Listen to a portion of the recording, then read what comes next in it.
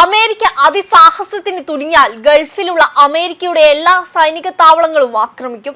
അമേരിക്കയ്ക്ക് കനത്ത മുന്നറിയിപ്പുമായി രംഗത്തെത്തിയിരിക്കുകയാണ് ഇറാൻ വിദേശകാര്യമന്ത്രി അബ്ബാസ് അരാക്ചി.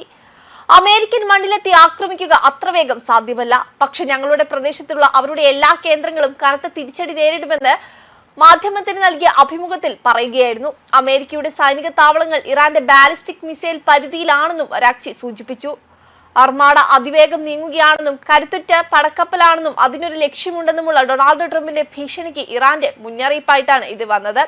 അമേരിക്ക സൈന്യത്തെ കടലിൽ കൊണ്ട് വിന്യസിച്ചാലും ഇറാൻ ഭയക്കില്ലെന്നും യുദ്ധമെങ്കിൽ യുദ്ധം നേരിടാൻ ഇറാൻ ഒരുക്കമാണെന്നും ടെഹ്റാൻ നേരത്തെ തുറന്നടിച്ചിരുന്നു. അതേസമയം അയൽ രാജ്യങ്ങളെ ഇറാൻ ആക്രമിക്കില്ലെന്നും വിദേശകാര്യമന്ത്രി വ്യക്തമാക്കിയിരുന്നു. കഴിഞ്ഞ വർഷം നടന്ന 12 ദിവസത്തെ യുദ്ധത്തിനിടെ 500-ലേറെ മിസൈലുകളാണ് ഇറാൻ ഇസ്രയേലിന് നേരെ തൊടുത്തത്. അതുകൊണ്ട് തന്നെ ഇറാനെ മിസൈൽ ഭീഷണിയെ ഗൗരവമായാണ് US എടുക്കുന്നതും.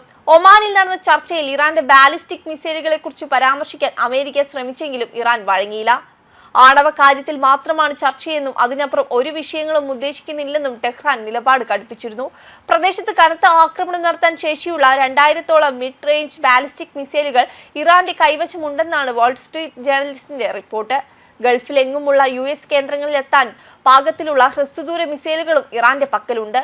ഇറാന്റെ പ്രതിരോധത്തിൽ ബാലിസ്റ്റിക് മിസൈലുകൾക്ക് സുപ്രധാന പങ്കുണ്ടെന്നും ഏത് സാഹചര്യത്തെയും നേരിടാൻ രാജ്യത്തിന് അവ കരുത്തു പകരുന്നുണ്ടെന്നും ഇറാന്റെ defence of democrats foundation senior director Behnam Ben വെളിപ്പെടുത്തിയിരുന്നു. അടിച്ചമർത്താനും പ്രതിരോധിക്കാനും ശിക്ഷിക്കാനും ഒരേ സമയം ഉപയോഗിക്കാവുന്ന ആയുധമാണിതെന്നും അദ്ദേഹം പറഞ്ഞിരുന്നു. അതേസമയം ഇറാന്റെ കൈവശമുള്ള മിസൈലുകളിൽ ചിലത് ഇവയാണ്.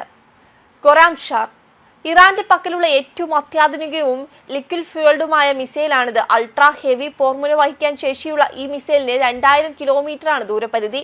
ഇസ്രയേലിലെങ്ങും മധ്യപൂർവ്വ ദേശത്തെ മിക്ക US സൈന്യ താവളങ്ങളും തെക്കുകിഴക്കൻ യൂറോപ്പ് വരെ നീളുന്നതാണ് ഇതിന്റെ പരിധി.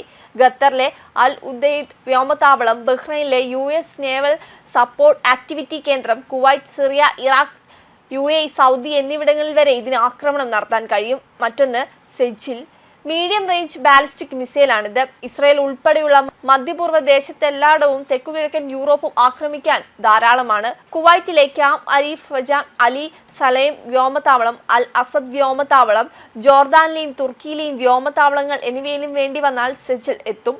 Web desk Karma news.